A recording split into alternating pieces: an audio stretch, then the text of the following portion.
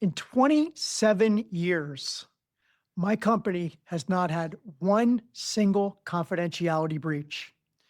And what I'm going to do today is I'm going to talk to you about how you can transition your business without having any concerns about a confidentiality breach. So let's start. Why is this so important? Well, I'm going to tell you first and foremost, in every discussion that I have and my company has with physical therapy business owners that are looking to, at some point in time, transition, partner, sell their practice, one of the top three leading questions is always, what do we do about confidentiality? How do we make sure that our staff, that our patients, that someone in the community could find out that we are selling, in fact, selling our company? And it is a very valid concern. And it's a concern that, again, with 27 years of perfect confidentiality, that we put on the top of our list as a company. So, what are some of the keys of not having a breach? Well, this is not a sales call, and I'm not trying to sell you on anything right now, but what I will tell you is that when you run a professional process with a third-party company like ours, you significantly decrease the risk of a confidentiality breach. And what I will be able to tell you is how that is done in our company. I'm sure other companies have very similar strategies in order to maintain full confidentiality, but I'll tell you what we do. Well, first and foremost, from the first time that we talk to a potential client, we explain to them that we are 100% confidential. And as soon as a company and a business owner signs an engagement letter, we then go, and within that engagement letter, we are pledging our confidentiality. We get the contact points for them. Do we call you? Do we text you? Do we email you? When can we call you? Where do we call you? And so all of that is put in right in our CRM, in their records. So we, from day one, we have a list of the things that will maintain full confidentiality, and that's just between us and the client.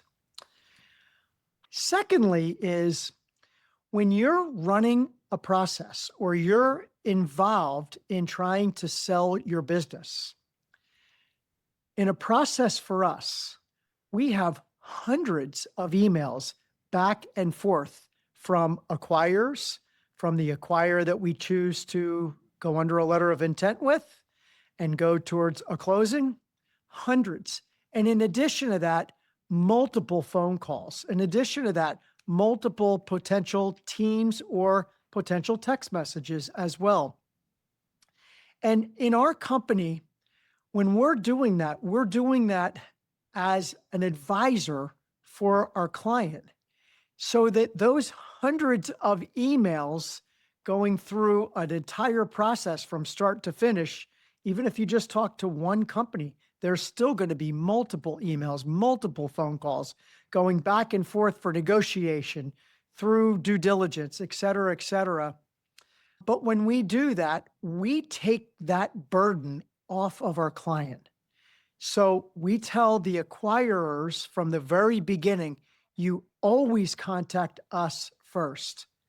That doesn't mean that you don't have the opportunity as our client to jump on calls, jump on Zooms, have interaction with the potential acquirers, as well as for the acquirer that we eventually go into due diligence and go to a closing with. It just means that we take the large majority of that correspondence. And where are you going to have a leak? It's going to be in correspondence. So all that goes through us, and that makes an enormous decrease in the risk that you take as a company when you're going through some form of an ownership process or a sale process.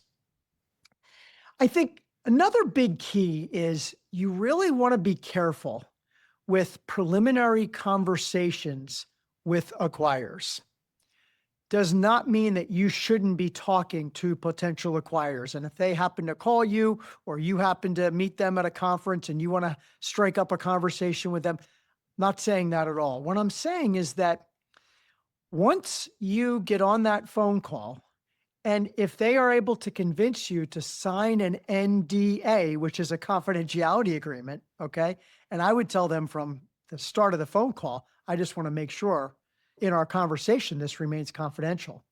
But once you sign an NDA, you literally go on a board. It's like a draft board for these companies, okay? You'll go on that board and they will continue to follow up with you. And they're going to email, they're going to call, they're going to continue to follow up with you to get the information that you may have told them that you're going to get to them. Maybe you weren't serious about it, but at this point in time, you don't want to tell them you're not serious. And so there's a huge confidentiality breach potential if you're going and having a lot of preliminary calls with companies who you're not sure you really want to sell your company to. I think that many of those conversations, if you can have them at a private practice section meeting where your staff is not with you, and or when you're home is probably the other best place to have those conversations.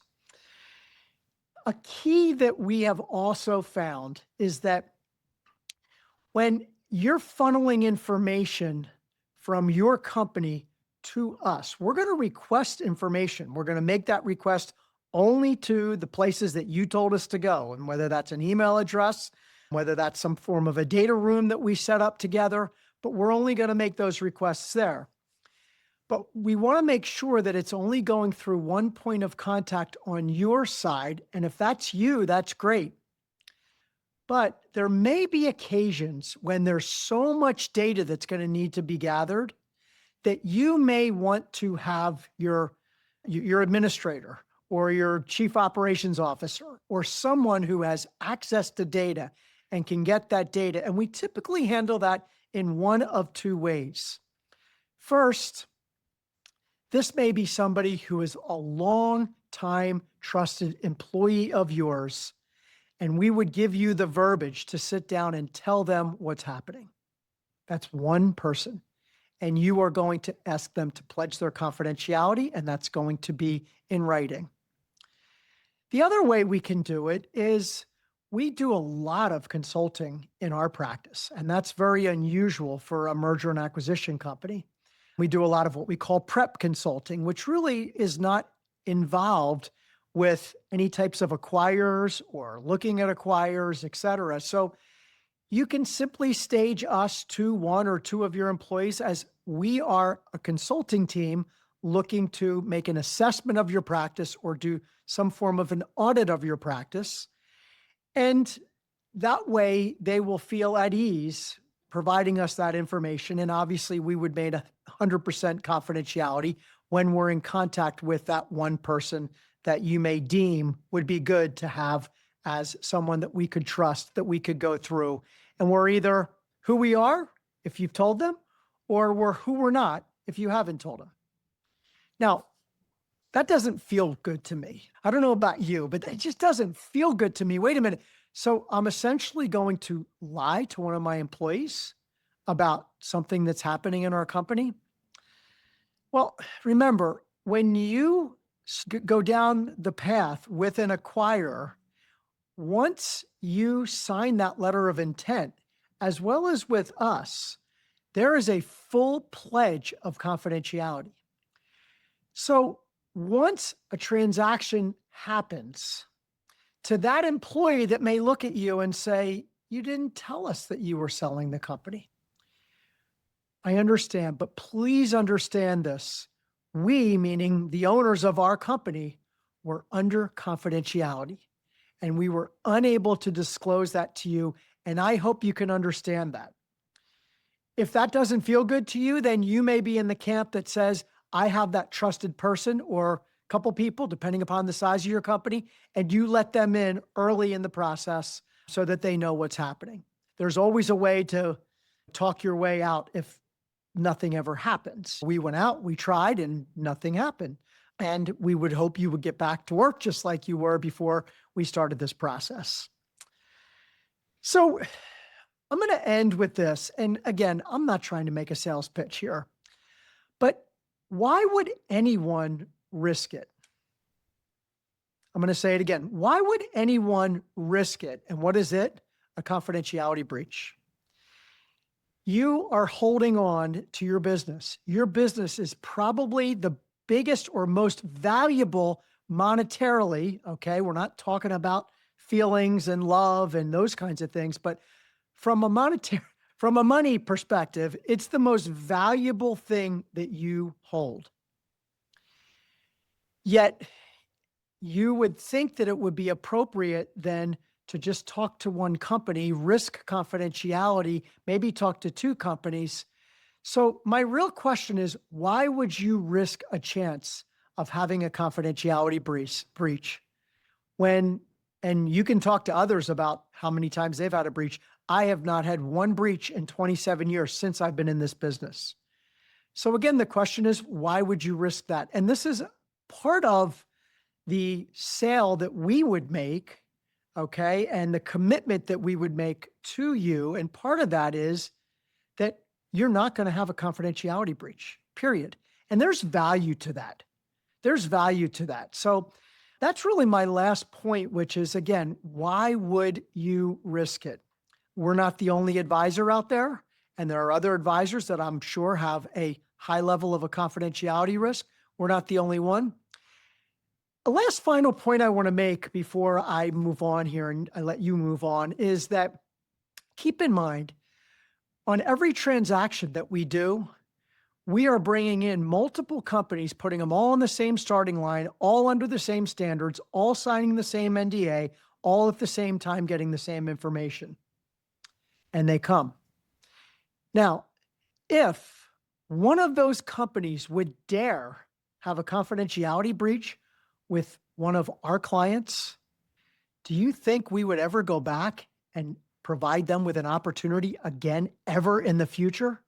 So they are under a lot of pressure not to breach any kind of confidentiality with our clients because we continue to feed these companies with our clients who are in a process with them and other acquirers. We only work for sellers. We do not work for the acquirers. So again, another reason why it behooves the acquirer side to maintain strict confidentiality when we are involved. And obviously, our confidentiality starts from the first day you talk and have one conversation with me. I tell you right off the bat, all of this is being held confidential. I really appreciate your time today. This is a little bit of a difficult subject, and this is a very sensitive subject. And I hope I was able to give you some shade on how you can feel safe if you're looking to possibly transition your company. I look forward to talking to you in the future. If you have any questions or want to have some conversation with me about this discussion we had today, click below. Let's talk. Have a great rest of your day and a great weekend. Thank you.